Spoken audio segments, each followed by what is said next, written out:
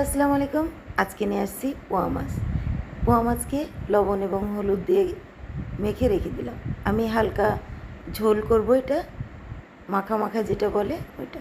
তো প্রথমে নিয়েছি পেঁয়াজ, টমেটো, আদা এবং রসুন। আমি ছোটো রসুন নিয়েছি। তারপরে দিয়ে দিলাম জিরা।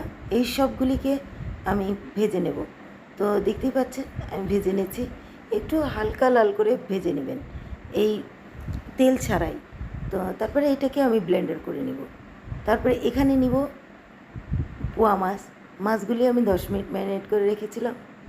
তারপরে কড়াইয়ে তেল দিয়ে আমি ভালো করে এটাকে ভেজে নিয়েছি। এতে দেখেন একদম ভাজা ভাজা করে নেবেন।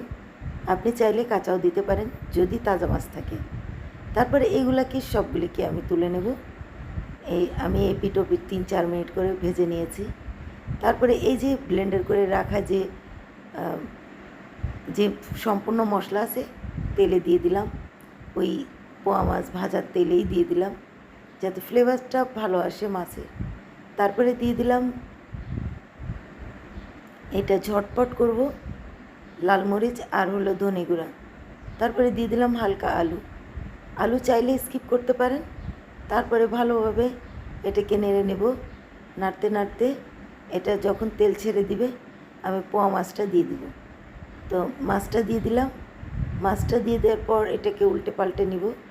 মাছটা একটু 10 মিনিট ঢেকে রান্না করব। লবণ দিয়ে 10 মিনিট ঢেকে রান্না করে নিয়েছি।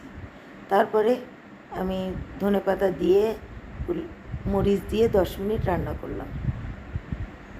নিয়ে হালকা আঁচে 10 মিনিট রেখে দিয়েছিলাম। তো মাখা মাখা ঝোল হয়ে গেল। কেমন হলো?